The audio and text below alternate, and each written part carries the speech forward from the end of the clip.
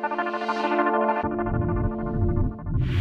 friends, welcome to my channel Most Powerful Weapon. In today's video, let us learn about motion in a plane chapter.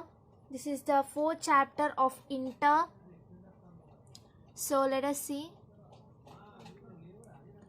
First, introduction. The physical quantities, total physical quantities are divided into two types on the basis of direction and certain laws. Okay, they are vector and scalar. Okay, they are vector and scalar.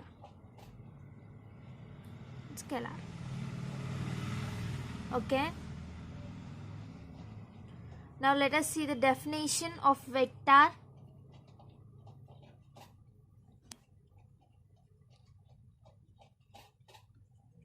Okay, vector, the physical quantity which both magnitude and direction, which have both magnitude and direction, is called vector, which have both magnitude and direction. Okay, I think you guys know what is meant by magnitude.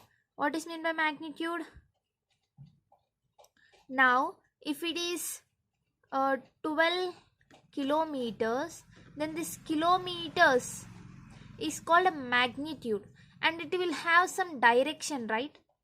Like in north direction, south direction, this is called directions.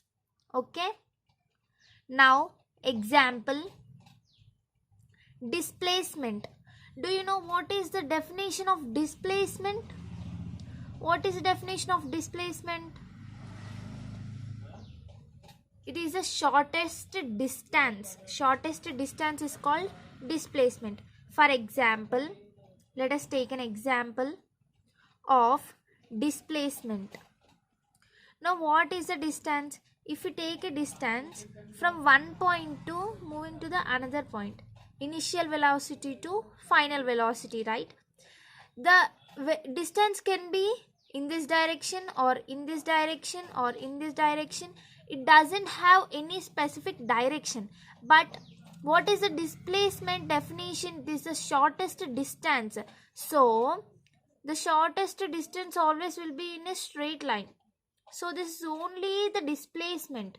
It has particular and specific direction, and it also has some magnitude like 12 kilometers from initial to final. So it have magnitude and direction, hence it is called displacement. Okay, now velocity. Velocity is also a vector quantity and acceleration force. Okay, now note here in definition, if we see, there is one more word.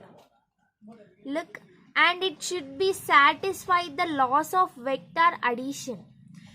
What is the full definition of vector? What is the full definition of vector? Everyone says the definition of vector is only which satisfies both magnitude and direction, but it is not the full definition of vector. The definition of vector is the physical quantity which have both magnitude and direction, and it also should satisfy the laws of vector addition. What is the laws of vector addition? In coming classes we are going to learn what are the laws of vector addition. So let us see what is the laws of vector addition. Now here is a note. Speed of light and electric current has magnitude and direction. Light has a direction. If a source is here, it will go in a particular line, right? And it also have direction, but they are not vector. Because they can't satisfy the law of vector addition. Okay, sometimes one quantity have magnitude and direction, but it cannot be a vector because it also should satisfy the laws of vector addition. Mathematically, a vector is represented by an arrow, nothing but a line segment with an arrow. This is a line segment. This is a line segment. It's a line segment with an arrow. And here, this is denoted by this dot. This dot is denoted by base. This is called base. And this line, this length, this denotes a length. How much length? Then it is called length. And this arrow is called head or else sense. Okay. Now let us see what is the definition of a scalar. Okay. Scalar quantity. Nothing but opposite to vector. Okay. Opposite to vector is called scalar. Definition of scalar. The physical quantity having only magnitude is called scalar, or else which does not have direction is called scalar. Example, let us take an example of distance, speed, time and mass. First let us take this one, distance.